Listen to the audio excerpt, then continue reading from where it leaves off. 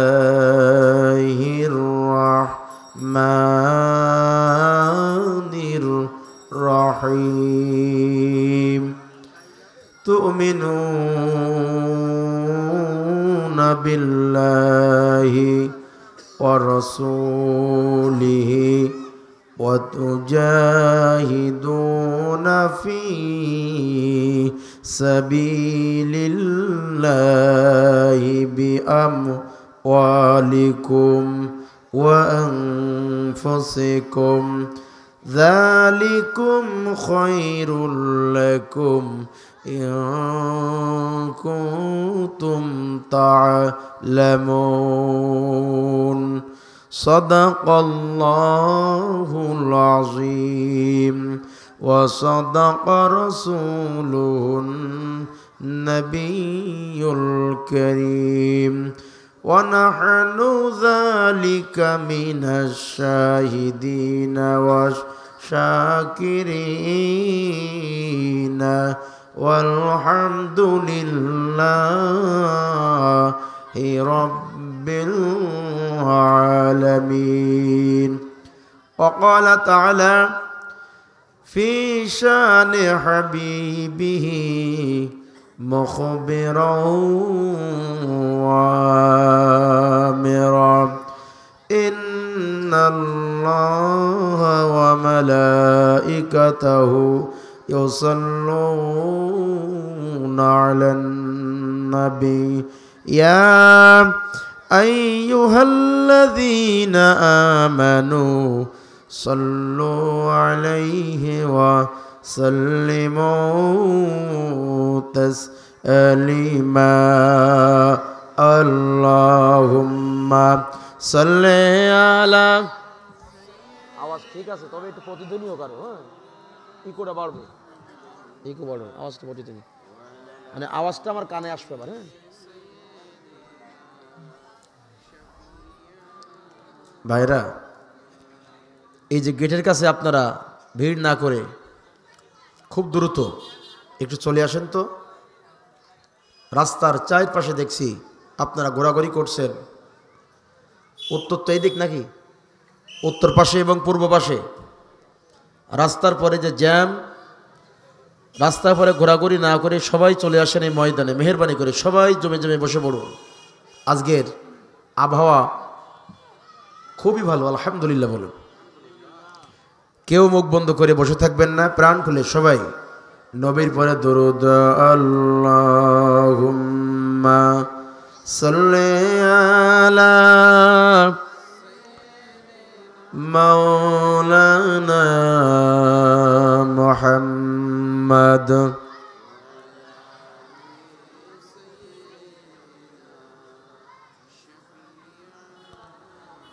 শোনেন গো কঠিন গাছে চড়ি এলাকাবাসী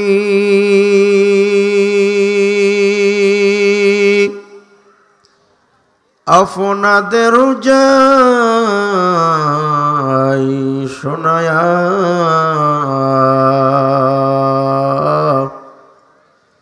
সময় থাকতে নবীর পর দরুদ নাও গো পড়িয়া আল্লাহুম্মা সাল্লি আলা মাওলানা মুহাম্মদ ওয়া আলা আলিহি লা ইলাহা ইল্লাল্লাহ সবাই জোরে লা ইলাহা কালমা লা ইলাহা ইল্লাল্লাহ জিকিরের সাথে সাথে পরিবেশটা যেন একটু সুন্দর হয় সবাই চলে আসুন লা ইলাহা ইল্লাল্লাহ কালমা লা ইলাহা কোরআন আমাদের সংবিধান ওরাও সবাই তার বিজয় নিশান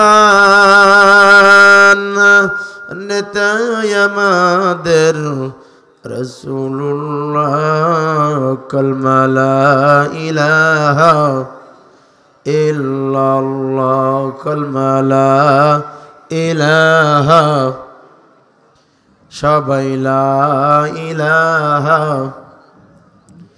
ও লা ইলাহা ইল্লাল্লাহ লা ইলাহা ইল্লাল্লাহ। মনিটর এইটা চলে না, দিয়ে দেন। লা ইলাহা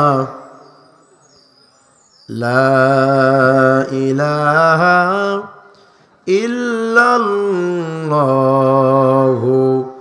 মুহাম্মাদুর রাসূলুল্লাহ সাল্লাল্লাহু আলাইহি ওয়াসাল্লাম। সবাই বলুন সাল্লাল্লাহু আলাইহি ওয়াসাল্লাম। ঐতিহ্যবাহী কাঠেঙ্গা চেচড়ি সিদ্দিকিয়া হাফিজিয়া মাদ্রাসার উদ্যোগে 2 দিন ব্যাপী 11 ও 12 ফেব্রুয়ারি 2 দিন ব্যাপী ঐতিহাসিক তাফসীরুল কোরআন মাহফিলের সুনামধন্য সভাপতি, অত্র এলাকার সর্বজন শ্রদ্ধাভাজন ব্যক্তিত্ব, বয়োজ্যেষ্ঠ বয়োবৃদ্ধ জ্ঞানবৃদ্ধ জনাব আলহাজ মাস্টার আব্দুস সাত্তার খান সাহেব আকালাল্লাহু উমরাহু বারাকাল্লাহু ফি হায়াতিহি। একটু জোরে সোরে বলুন আল্লাহুম্মা আমিন। আজকের মাহফিলের 2 দিন ব্যাপী তাফসীরুল কোরআন মাহফিলের আজকের দ্বিতীয় দিনের সম্মানিত প্রধান বক্তা, আন্তর্জাতিক খ্যাতিসম্পন্ন মুফাসসির কোরআন প্রখ্যাত আলেমে দ্বীন হযরত মাওলানা শাহাদাত হোসেন বারী সাহেব, সভাপতি বাংলাদেশ আল কোরআন গবেষণা পরিষদ নাটোর। হায়াকাল্লাহু ওয়া বারাকাল্লাহু জাযাকাল্লাহ। বলি আল্লাহুম্মা আমিন। আজকের মাহফিলের মঞ্চের সামনে বসা দিনদার ইমানদার মুমিন মুত্তাকি ভাই ও বাবাজিরা, পিতৃ সমতুল্য মুরব্বিয়ানে কেরাম, বন্ধু সমতুল্য খালিদ বিন ওয়ালিদের উত্তরসূরি যুবক ভাইরা, এখানে আসে না, পদ্মার আড়াল অবস্থানরতা অবলা সরলা ধার্মিকা পরম শ্রদ্ধা বহু গুণী গুণান্বিতা একান্ত মা ও বোনেরা, সকলকে আন্তরিক সালাম জানাই। আসসালামু আলাইকুম ওয়া রাহমাতুল্লাহি তাআলা ওয়া বারাকাতুহু। আলোচনার শুরুতে সে মহান মনিবের দরবারে সেজদা অবনত চিত্তে শুকরিয়া গুজার হচ্ছি, যে মহান আল্লাহ রাব্বুল আলামিন মুক্ত বাতাসে বাক স্বাধীনতা বজায় রেখে কোরআন এবং সুন্নাহর কথা যে আল্লাহ রাব্বুল আলামিন বলার জন্য আমাদের সুযোগ করে দিয়েছেন। সারাদিনের কর্মব্যস্ততা শেষ করে ক্লান্তিত দেহ নিয়ে ঘুমের বিছানায় না গিয়ে রহমতের মজলিস তথা কোরআনুল কারীমের এই বরকতময় অনুষ্ঠানে তাফসীরুল কোরআন মাহফিলের এই ময়দানে সমবেত করেছেন যে মহান মনিব, সে মহান মনিবের দরবারে হৃদয়ের সবটুকু আবেগ আর অনুভূতিকে উজাড় করে দিয়ে আমরা প্রশংসা জ্ঞাপন করছি। একটু জোরে সোরে বলছি আলহামদুলিল্লাহ। দুরূদ আর সালাম সৈয়দুল মুরসালিন নবী মুকাররম দোজাহানের কান্ডারি, লাঞ্ছিত বঞ্চিত নিষ্পেষিত নিগৃহীত অধিকার হারা ফুটপথে পড়ে থাকা অসহায় অভাগী মানুষের পরম বন্ধু, আপনার আমার নেতা, অনুপ্রেরণা, মক্কার মতি মদিনার জ্যোতিদকুলের সাথী, আখিরি জামানার পয়গম্বর মুহাম্মদুর রাসূলুল্লাহ, প্রাণপণে বলুন সাল্লাল্লাহু আলাইহি ওয়াসাল্লাম। সবাই বলেছেন তো সাল্লাল্লাহু আলাইহি ওয়াসাল্লাম। রসুল বলেছেন, আল্লাহ রসুলের নাম শোনার সঙ্গে সঙ্গে কমপক্ষে সাল্লাল্লাহু আলাইহি সাল্লাম সব থেকে ছোট দুরূদ রসুলের পরে যিনি পড়বেন না, তার থেকে বখিল কৃপণ কোনো মানুষ আর তার মতো নাই, যিনি বখিল আর কৃপণ। তার মানে বখিল আর কৃপণ সেই ব্যক্তি যিনি নবীর নাম শোনার সঙ্গে সঙ্গে সাল্লাল্লাহু আলাইহি ওয়াসাল্লাম বলতে পারলো না। ভাইরা, আল্লাহ নিজেই যেখানে বলছেন ইন্নাল্লাহা ওয়া মালাইকাতাহু ইউসাল্লুনা আলান নবী, আমি আল্লাহ এবং যত ফেরেশতা আছে সবাই মিলে আমি আমার রাসূলকে সালাম দেই। সুবহানাল্লাহ বলেন। সুতরাং ইয়া আইয়ুহাল্লাযীনা আমানু সাল্লু আলাইহি ওয়া সাল্লিমু তাসলিমা, তোমরা যারা ঈমান এনেছো আমি রবের পরে, আমি সত্তার পরে, সুতরাং তোমরা আমার নবীকে সালাম দাও। তার মানে আপনি আমি সহ সমস্ত দুনিয়ার মানুষ যদি রসুলকে সালাম নাও দেয় তাও আল্লাহ রসুলের মর্যাদা সম্মান ন্যূনতম কমতি হবে না। কথা বলুন ঠিক না? আমার ভাইয়েরা, আমি আজকে তেলাওয়াত করেছি সূরা সফ 11 নম্বর আয়াতে কারিমা। আমি সংক্ষিপ্ত সময় এই আয়াতের ভিতরে একজন মুমিনের 3টা বৈশিষ্ট্যের কথা আল্লাহ বর্ণনা করেছেন। এই 3টা বৈশিষ্ট্যকে নিয়ে আমি আলোচনা করব ইনশাআল্লাহ। বলি ইনশা। সুবহানাকা লা ইলমা লানা ইল্লা মা আল্লামতানা ইন্নাকা আনতাল আজিজুল হাকীম। আমিন সুম্মা আমিন ওয়া মা তাওফীকি ইল্লা বিল্লাহ। আল্লাহ রাব্বুল আলামিন বলছেন, তুমিনুনা বিল্লাহি ওয়া রাসূলিহি ওয়া তুজাহিদুনা ফি সাবিলিল্লাহি বিআমওয়ালিকুম ওয়া আনফুসিকুম যালিকুম খায়রুল লাকুম ইন কুনতুম তা'লামুন।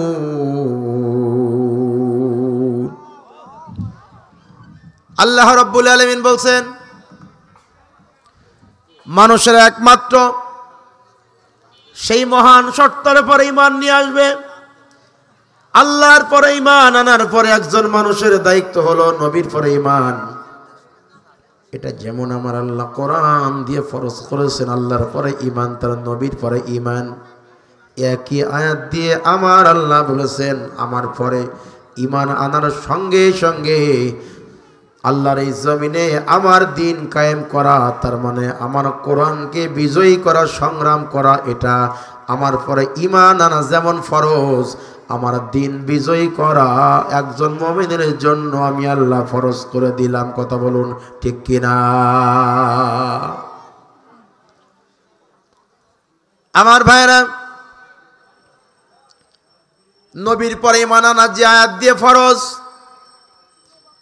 আল্লাহর পরে ঈমান আনা যে আয়াত দিয়ে ফরজ, সেই আয়াত দিয়ে আল্লাহ যে কোরআন নাযিল করেছেন, এই কোরআনের সমাজ তৈরি করা, বিনির্মাণ করা একজন মুমিনের জন্য রমজান মাসে রোজার মতো আল্লাহ ফরজ করেছেন, নামাজের মতো আল্লাহ ফরজ করেছেন, হজের মতো আল্লাহ ফরজ করেছেন, যাকাতের মতো আল্লাহ ফরজ করেছেন। আমার ভাইরা, আল্লাহর জমিনে তুমিনুনা বিল্লাহি ওয়া রাসূলিহি ওয়া তুজাহিদুনা ফি সাবিলিল্লাহি বিআমওয়ালিকুম ওয়া আনফুসিকুম, তার মানে নিজেদের জান আর মাল দিয়ে, আল্লাহর দেওয়া জীবন, আল্লাহর দেওয়া সম্পদ দিয়ে আল্লাহর এই জমিনে ভূখণ্ডে আল্লাহর আইন বিজয়ী করার জন্য আমার আল্লাহ সমগ্র দুনিয়ার মানুষদেরকে বলেছেন। কথা বলুন ঠিক কিনা? তাহলে আকিমুস সালাহ আকিমুদ্দিন, কুতিবা আলাইকুমুল কিসাস, কুতিবা আলাইকুমুস সিয়াম, যেই কুতিবা দিয়ে আল্লাহ রোজা ফরজ করেছেন, কুতিবা আলাইকুমুস সিয়াম, সেই কুতিবা দিয়ে আল্লাহ কিসাস ফরজ করেছেন, ঠিক কিনা? কিন্তু এই যে কুতিবা দিয়ে আল্লাহ রমজানে রোজা ফরজ করলেন, এটা আমরা মানলাম, রোজা রাখতেও পারলাম। একই কুতিবা দিয়ে আল্লাহ কুতিবা আলাইকুমুল কিসাসু ফিল কাতলা আল হুররু বিল হুররি, এটি আল্লাহ ফরজ করেছেন যে কিসাস, সেটি আমরা মানতে পারলাম না। এরপরে যে আকিমুস সালাত দিয়ে আল্লাহ নামাজ ফরজ করেছেন, আকিমুজ যাকাত দিয়ে আল্লাহ যাকাত ফরজ করেছেন, একই আকিমু দিয়ে আল্লাহ নির্দেশ সূচক ক্রিয়া ব্যবহার করে আল্লাহ সেখানে আল্লাহ দিন কায়েমের কথা বলেছেন, ঠিক না? বন্ধুগণের, আমার ভাইয়েরা, রব্বুল আলামিনের দরবারে প্রিয় তারা, ভালোবাসার মানুষ তারা, আল্লাহর পরে নির্ভেজাল ভাবে ঈমান আনবে যারা। কথা বলুন ঠিক কিনা? কিন্তু আল্লাহ তোমার পরে আমি ঈমান এনেছি, আমার আল্লাহ বলে কথাটা যথাযথ হবে না। আল্লাযীনা আমানু ওয়া هاجروا وجاهدوا في سبيل الله بأموالهم وأنفسهم أعظم درجات عند الله وأولئك هم الفائزون বলুন আল্লাহু আকবার। আল্লাহ তাআলা বলছেন আল্লাযীনা আমানু, যারা ঈমান আনবে, ওয়াহাজারু, তারা হিজরত করবে। তার মানে ঈমান আনার পরে হিজরত করতে হয়, ঘর ছেড়ে দিতে হয়, বাড়ি ছাড়তে হয়। সাহাবা আজমাইন রাদিয়াল্লাহু তাআলা আনহুম ঈমান আনার পরে তারা বাড়িতে থাকতে পারে নাই, ঈমান আনার পরে তারা ঘরে থাকতে পারে নাই, কারণ আবু জেহেল তাদেরকে ঘরে থাকতে দিত না, আবু জেহেল তাদেরকে বাড়ি ঘুমাতে দিত না। এটা আজকের কথা না, আমার আল্লাহ কোরআনে বলেছেন আল্লাযীনা আমানু ওয়া হাজারু, ঈমান আনলে ঘর ছাড়বে তারা, বাড়ি ছাড়বে তারা। কথা বলুন ঠিক কিনা? জাহাদু, তারা জিহাদ করবে। আজকে জিহাদকে নিয়ে কত ভিন্ন খাতে জিহাদের আবিধানিক পারিভাষিক অর্থকে তারা ব্যবহার করেছে। কেউ বলেছে জিহাদ মানে মারামারি করা, কেউ বলেছে জিহাদ মানে তরবারি দিয়ে মানুষকে আঘাত করা, মানুষ হত্যা করা, মানুষের রক কাটা। আচ্ছা, জিহাদ কি এই? জিহাদ হলো প্রাণান্ত করার চেষ্টা করা, নিজের যে শরীরের সমর্থন শক্তি, নিজের জান এবং নিজের মাল দিয়ে, পকেটের টাকা দিয়ে, আল্লাহর দেওয়া এই শরীরের শক্তি দিয়ে আল্লাহর কোরআনের জন্য চেষ্টা করা, মুজাহাদা করা, সময় দেওয়া, এটা হলো জিহাদ। কথা বলুন ঠিক কিনা? কারো বিরুদ্ধে মারামারি করা না, কাটাকাটি করা না, লাঠি ধরাধরি না, হত্যা করা না, রক কাটা না। ইসলাম কখনো রক কাটা এটা মানুষকে শেখায় না। কথা বলেন না কেন? আর যারা আমাদের বিরুদ্ধে বলে ওরা রক কাটে, খোঁজ খবর নিয়ে দেখেন বাস্তবিক অর্থে রক কারা কাটে। মিডিয়া তাদেরকে দেখতে পায় না, মিডিয়া একটা ছাত্র সংগঠনের বিরুদ্ধে উঠে পড়ে লাগে, তারাই রক কাটে। জাতির সঙ্গে স্পষ্ট ইসলামপন্থীরা কখনো রক কাটা দূরের কথা, মানুষের উপর আক্রমণ পর্যন্ত তারা করে না। এটা কোরআন সুন্নাহ এটা কখনো শিক্ষা দেয় না। কি বলেন ঠিক না? বন্ধুরা আমার, ভাইয়ের আমার, আল্লাহ বলছে আযমু দারাজাতান ইনদাল্লাহ, আমার কাছে রয়েছে তাদের জন্য মর্যাদা। ইমানের পথে যারা অবিচল থাকবে, ইমানের পথে যারা দৃঢ় থাকবে, আমি আল্লাহ রব্বুল আলামিন তাদেরকে সম্মানিত করব, মর্যাদায় ভূষিত করব। আমার ভাইয়ের, আমার বন্ধুরা আমার, আল্লাহ বলছেন ইউবাশশিরুহুম, নবী ওদেরকে সুসংবাদ দিয়ে দাও, রব্বুহুম ইউবাশশিরুহুম রব্বুহুম বিরহমাতিম মিনহু ওয়া রিদওয়ানিন ওয়া জান্নাতিল লাহুম ফিহা নাঈমুম মুকিম। বলুন আল্লাহু আকবার। তার মানে ওদেরকে সুসংবাদ দিয়ে দাও যারা দিনের পর টিকে আছে অবিচল ভাবে, যারা ইমানের পথে ইস্তেকামত থাকে, সুদৃঢ় থাকে।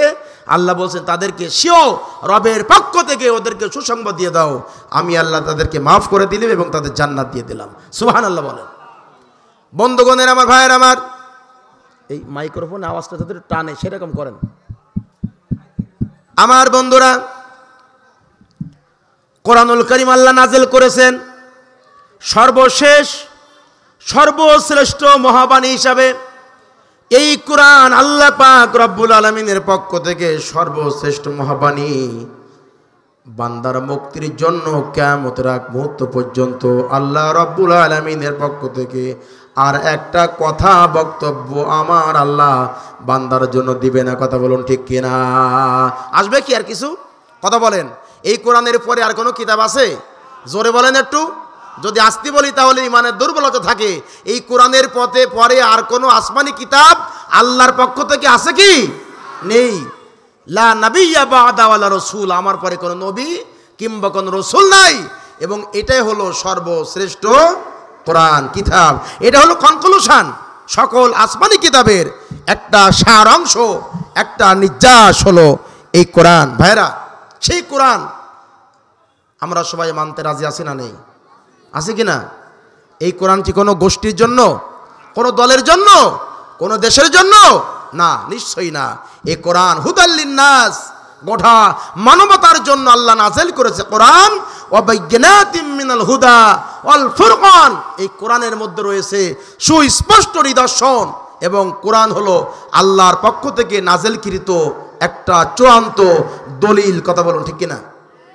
বন্ধুরা আমার, কোরআন আল্লাহ নবীর পরে নাজিল করলেন এমন একটা সময়, যেই সময় আমার নবীর বয়স 40 বছর কোটায় পৌঁছে গেল। আল্লাহ রাব্বুল আলামিন তার নবীকে এমন একটা শিক্ষা ডিপার্টমেন্ট, এমন একটা কলেজে, এমন একটা বিশ্ববিদ্যালয়ে তার নবীকে ডাক দিলেন। আমার নবীর বিশ্ববিদ্যালয় ছিল মক্কা শরীফের অদূর হেরা পর্বতের গুহা। হাইনা বালাগার বাইনা সানা, আমার নবীর বয়স যখন 40 বছর পূর্ণ হয়ে গেল, আল্লাহ রাব্বুল আলামিন আমার নবীর পরে নাজিল করেছেন এই কোরআন। কথা বলুন ঠিক না বেঠিক? জিবরিল আমিন আমার নবীর বয়স যখন 40 বছর পূর্ণ হলো, জন্মের দিন থেকে শুরু করে মক্কার কাফের যারা ছিল, বেঈমান যারা ছিল, দলমত নির্বিশেষে গোত্রভিত্তিক শাসন ব্যবস্থা আরবের মক্কা নগরীতে প্রত্যেকটা গোত্র আমার নবীকে বলতো ভালো মানুষ, বলতো আলামিন, বিশ্ব শ্রেষ্ঠ আমানতদার, ভালো মানুষ বলতো যে মানুষগুলো আমার নবীকে। কিন্তু যেদিন আল্লাহ কোরআন নাজিল করেছেন আমার নবীর পরে, আমার বন্ধুরা, কোরআন নাজিল হওয়ার দিন থেকে গোটা জাতি দ্বিধা বিভক্ত হয়ে গেল। যে নবীর ভিতরে কোনো অন্যায় ত্রুটি তারা খুঁজে পায় নাই, এই কোরআন নাজিল হওয়ার পরে ওরা আমার নবীকে বলেছিল পাগল, গণক, জাদুকর। কথা বলুন ঠিক কিনা? আচ্ছা, রসুল কি পাগল ছিল? বলেন, পাগল ছিল, কবি ছিল, গণক ছিল, জাদুকর ছিল? এর প্রত্যেকটা প্রতিবাদ আল্লাহ কোরআন শরীফে সূরা হাক্কা, সূরা বিভিন্ন সূরায়, যে সূরা ইয়াসিনে আল্লাহ প্রতিবাদ করেছেন আমার রসুল পাগল না, কবি না, জাদুকর না, গণক না, এ ধরনের কোনো বিদ্যা আমি আমার রসুলকে শিক্ষা দেয়নি। হে মক্কাবাসী, 40 বছরের আগ পর্যন্ত একজন আমার রসুলকে তোমরা পাগল, গণক, কবি, জাদুকর বলনি। আজকে আমার রসুল তোমাদের প্রতিবেশী ছিল, কিন্তু পাগল বলনি। তোমরা পাগল বলেছে এখন, যে একমাত্র কোরআনের কারণে, কোরআনটাকে মিথ্যা প্রতিপন্ন করার জন্য। কথা বলুন ঠিক কিনা? আমার বন্ধুরা, নবীর পরে আল্লাহ কোরআন নাজিল করে দিলেন। জিবরিল আমিন বললেন, ইকরা মুহাম্মদ, মুহাম্মদ আপনি পড়ুন। আল্লাহর নবী বললেন, জিবরাইল মা আনা বিকরি, আমি তো পড়তে পারি না, কি পড়বো আমার কোনো কিছু জানা নাই। তিনবার করে জিবরিল আমিন যখন বলেন ইকরা মুহাম্মদ, আল্লাহ রসুল বলেন মা আনা বিকরি, আমি পড়তে পারি না, আমি জানি না কিছু। জিবরিল আমিন আমার নবীকে বুকের সঙ্গে ধারণ করলেন, আলিঙ্গন করলেন। জিবরিল আমিন বলেন, ইয়া রাসূলুল্লাহ, আমি জিবরাইল যা বলি আমার জবানের সাথে আপনি আপনার জবানটাকে একটু সঞ্চালন করুন। বিসমিল্লাহির রহমানির রহিম, ইকরা বিইসমি রাব্বিকাল্লাযী খলাক, খলাকাল ইনসানা মিন আলাক, ইকরা ওয়া রাব্বুকাল আকরামুল্লাযী আল্লামা বিল কলম, আল্লামাল ইনসানা মা লাম ইয়ালাম। চিৎকার দিয়ে বলুন আল্লাহু আকবার। আরো জোরে বলা যাবে না? আরো জোরে বলা যাবে না? আল্লাহু আকবার। কোরআন শোনার পরে আল্লাহু আকবার জবানের শক্তি দিয়ে যদি বলা যায়, বাইহাকি শরীফের হাদিসে নবী আমার বলেন, কোরআন শোনার পরে আল্লাহু আকবার জবানের শক্তি দিয়ে যে বান্দা বান্দিরা বলবে, আমার আল্লাহ বলেছেন আমার ভাইরা, যতদিন পর্যন্ত বেচারা বেঁচে থাকবেন, আমার আল্লাহ রাব্বুল আলামিন আমার আল্লাহর নামে তাকবীর দেওয়ার কারণে তার চেহারার জ্যোতিটা কোনোদিন নষ্ট করবে না। 2 নাম্বার লাভ, কোরআন শোনার পরে আল্লাহু আকবার বললে পরে চোখের জ্যোতিটা সহজে আল্লাহ নষ্ট করে না। কথা বলুন ঠিক না ঠিক? এই জন্য আল্লাহর কোরআন শোনার পরে আল্লাহু আকবার বলুন, আল্লাহু আকবার। আমার বন্ধুরা, আমার ভাইরা, আমার কোরআন নাজিল হয়ে গেল। আল্লাহ আগে নামাজের কথা বলেননি, হজের কথা বলেন নাই, যাকাতের কথা বলেন নাই। আগে এইগুলা না বলে আল্লাহ আগে বলেছেন ইকরা মুহাম্মদ, মুহাম্মদ আপনি পড়ুন সেই রবের নামে যে রব আল্লাহ রব্বুল আলামিন আপনাকে জমাট বাঁধা রক্ত থেকে তৈরি করেছেন। কথা বলুন ঠিক কিনা? আমরা তো সেই জমাট বাঁধা রক্ত থেকে আমাদের সৃষ্টি, ঠিক না? বন্ধুগণের আমার, কোরআন যখন নাযিল হয়ে গেল, নবীজি পরবর্তী সকালে বাড়িতে চলে গেলেন। খাদিজাকে ডাক দিলেন, ও খাদিজা, প্রায় 10 বছর যাবত আমি হেরা পর্বতের গুহায় আমি আসা যাওয়া করি, কিন্তু আমার জীবনের প্রথম অভিজ্ঞতা জিবরিল আমিন আমার পরে আল্লাহর নির্দেশে কোরআন নাযিল করেছেন। খাদিজা, আমি ভীত সন্ত্রস্ত হয়ে গেলাম, ভীত বিহ্বল হয়ে পড়লাম। জাম্মিলুনি, আমাকে তুমি কম্বল আচ্ছাদন করে দাও গো খাদিজা।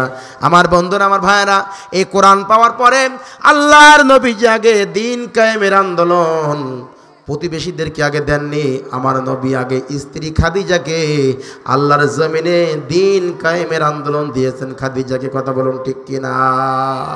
এটা রসুলের সুন্নাত, এটা রসুলের অন্যতম আদর্শ।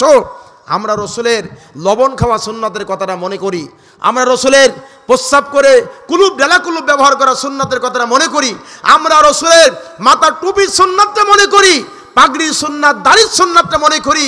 এটা রসুলের একটা অন্যতম সুন্নাত। আল্লাহর নবী নিজে আগে দিন প্রতিষ্ঠার আন্দোলনের দাওয়াত দিয়েছেন তার স্ত্রী খাদিজাকে দিয়ে। কথা বলুন ঠিক কিনা?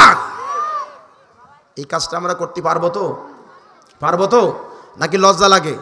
নিজের স্ত্রীকে, স্ত্রী যদি নামাজ না পড়ে তাহলে আমি স্বামী হয়ে আমার স্ত্রীকে কিভাবে নামাজের দাওয়াত দেব? নসিহত সব কিছু করবো, কিন্তু স্ত্রীরে দাওয়াত দিতে পারবো না, স্বামী স্ত্রীকে দাওয়াত দিতে পারবো না, স্ত্রী স্বামীকে দাওয়াত দিতে পারবো না। খবরদার! এটা আমার রসুল দিন প্রতিষ্ঠার আন্দোলনের একমাত্র আগেই তার খাদিজাকে রসুল দাওয়াত দিয়েছেন। কথা বলুন ঠিক না? আল্লাহ তাআলা বলেছেন, লাকাদ কানা লাকুম ফি রাসূলিল্লাহি উসওয়াতুন হাসানা। আল্লাহু আকবার। তার মানে উসওয়াতুন হাসানা, উত্তম আদর্শ হলো একমাত্র নবীর জীবনের মধ্যে উত্তম আদর্শ। আমার ভাইরা, প্রত্যেকটা পরিবারকে ইসলামপন্থী পরিবার করতে হবে। এই ভালো একটা আদর্শ পরিবার গঠন করতে হলে ইসলামে রয়েছে পারিবারিক বৈঠক, ইসলামে রয়েছে পারিবারিক বৈঠক। আপনি ইসলামে পারিবারিক বৈঠকে একটা বই কিনে নেন, নামাজের হাকিকত, রোজার হাকিকত, হজ্জের হাকিকত। আমার ভাইরা, এক একটা ছোট্ট বই বলে ঘেন্না করবেন না, হেও করবেন না। এই ধরনের ছোট ছোট বই হলো এক একটা বিপ্লব। এই নিজের পরিবারকে, ছেলে মেয়েদেরকে নিয়ে বসেন, যদি পারেন মাসে 4টা সপ্তাহ 4 দিন বসবেন। দুনিয়ার কোনো মানুষ জানবে না, প্রতিবেশী জানবে না, আপনার ছেলে মেয়ে, স্ত্রী পুত্র তাদেরকে নিয়ে বসবেন। নামাজ না পড়ার ভয়াবহ পরিণাম পরিবারকে বোঝাবেন। আল্লাহর জমিনে দিন কায়েমের আন্দোলন না করার যে ভয়াবহ পরিণাম আল্লাহ কি বলেছেন সেটা পরিবারকে বোঝাবেন। আমার বন্ধুরা, এইভাবে দেখবেন প্রত্যেকটা পরিবার ইসলামপন্থী ভাবে গড়ে উঠবে। কথা বলুন ঠিক কিনা? পরিবার যদি ধর্মীয় পরিবার হয়, ইসলামিক পরিবার হয়, তাহলে দেখবেন সেই পরিবারের ভিতরে একটা জান্নাতের শান্তির মতন একটা শান্তি থাকে। কথা বলুন ঠিক না? আর পরিবার যদি ইসলামপন্থী পরিবার না হয়, ভাইয়ের এখনো পর্যন্ত মাঠ তো ফাঁকা, রাস্তা দিয়ে ঘোরাঘুরি করতেছেন, মঞ্চের মাঝখানে যদি ফাঁকা জায়গা দেখা যায় তাহলে বিশ্রী খারাপ দেখা যায়। ঘোরাঘুরি না করে আপনার এখনো পর্যন্ত মঞ্চের মধ্যখানে যে ফাঁকা জায়গা আছে ওই জায়গাটাকে নষ্ট নাই ভাই? ভালো আছে তো? আলহামদুলিল্লাহ। আসেন সবাই একটু জমে জমে বসে যান। বন্ধুগণেরা, আল্লাহর নবী আগে পারিবারিক বৈঠক করেছেন খাদিজার সঙ্গে। আমরা যারা সমাজে ইসলাম বিজয়ী স্বপ্ন দেখি, প্রত্যেকটা পরিবারে আমাদের পক্ষ থেকে ইসলামের দাওয়াত দেওয়ার দায়িত্ব আছে না নেই? আল্লাহ বলেছেন, আনিয়াবুদুল্লাহ ওয়াজতানিবুত তাগুত। জীবনের সকল ক্ষেত্রে আমরা ইবাদত করব কার ভাইরা? জোরে বলুন কার? দাসত্ব করব কার? যে আল্লাহর জন্য মসজিদে নামাজ পড়েছি সব, সেই আল্লাহর জন্য জমিনেও রাস্তা দিয়ে যখন হাঁটবো তখন গোলামি করব আল্লাহর। যখন পরিবারে ব্যবহার করব আল্লাহর ইসলামিক পন্থায়, প্রতিবেশীর সঙ্গে যখন আচরণ করব তার একটা ইসলামিক সিস্টেম আছে না নাই? আকুলু লিন্নাসি হুসনা, মানুষের সঙ্গে সদা সর্বদা ভালো কথা বলতে হবে, ঠিক কিনা? এটা যেমন বুঝলাম, তাহলে ইসলাম পরিপূর্ণ জীবন বিধানের নাম হলো ইসলাম। তাহলে যখন আপনি নির্বাচনের সময় ইউনিয়ন পরিষদ বলেন, ওয়ার্ড বলেন, আর সংসদ নির্বাচন বলেন, যে কোনো সময় আপনি